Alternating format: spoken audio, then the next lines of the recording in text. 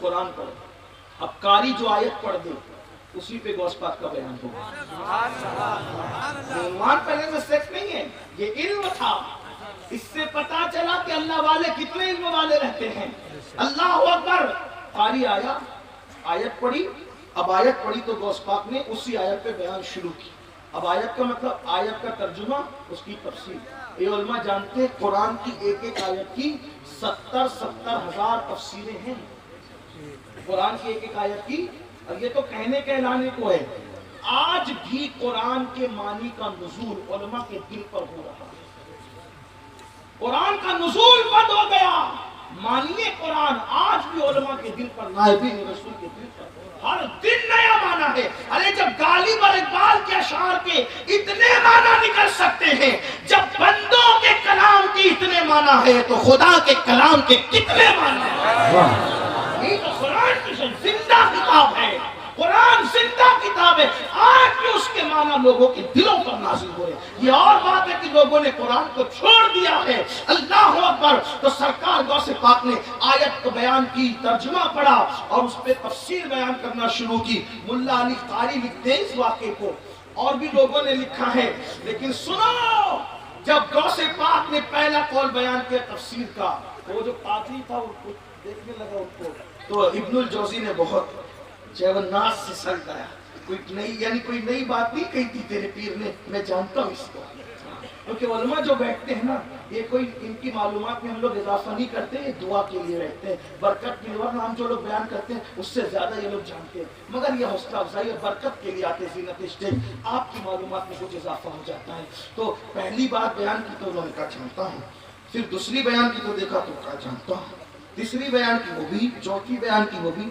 اس طرح سے تقریباً 11 تفسیر تک وہ سر جاتے رہتے جانتے ہیں. 12ویں شروع کی تو سر جھک گیا، پھر 13ویں، پھر 14ویں، پھر 15ویں. بعض لوگ کہتے ہیں اس آیت کے 40 معنی، اور ایک روایت کے مطابق اس آیت کے 70 معنی غوث پاک نے بیان فرمائے. اور جب 70 بیان کیے تو 11 کے بعد گردن جھکتی چلی گئی، جھکتی چلی گئی، جھکتی چلی گئی. خاموش رہے، نظر نہ ملائی اس قادری سے.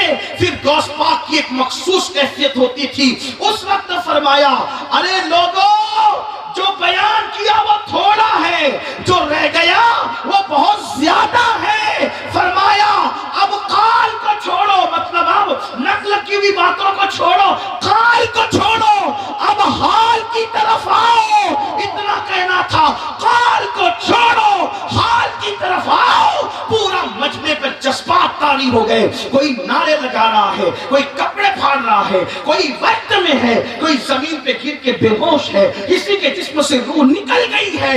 اس ہنگامے کے اندر وہ قادری ڈھونڈ رہا تھا. ابن الجوزی کہا ہے، جب دیکھا ابن الجوزی تو غوث پاک کا قدم پکڑ کے کہتے تھے، مرشد آج پتا چلا کہ آپ کے علم کی شان کا عالم کیا ہے. غوث پاک کا مقام یہ ہے. ایسے بزرگوں کا دامت. اب بتاؤ یعنی اللہ والے کتنے علم والے. اور آج ہم سے بڑا جاہل کو، نہ بچوں کو پڑھاتے نہ خود پڑھتے. کتنے لوگ ہیں جنہیں قرآن پڑھنا آتا ہے؟ رمضان شریف میں کتنے لوگ قرآن پڑھتے ہیں؟ یاد رکھنا، بزرگوں نے فرمایا جس نے دنیا میں قرآن پڑھنا نہیں سیکھا، قیامت کے دن وہ اندھا اٹھے گا. قرآن پڑھ لو زندگی میں. اللہ والے تو سب اسی لیے آئے تھے، ایک کام کرنے آئے تھے. تو مسلمانوں میری گزارش ہے، اللہ کا خوف دل میں پیدا کرو، اللہ کی خشیت دل میں. غوث پاک اتنے بڑے تھے، ٹھوکر سے مردے زندہ کرتے تھے. لیکن جب حج کو گئے، کعبے کا گرا پکڑ کے کہتے ہیں، اللہ عبد القادر کی اعمال اگر تیری بارگاہ میں قبولیت کے قابل نہیں ہے تو قیامت کے دن کو عبد القادر کو اندھا اٹھانا، اندھا، تاکہ تیری بارگاہ میں شرمندگی سے محفوظ ہو جائے.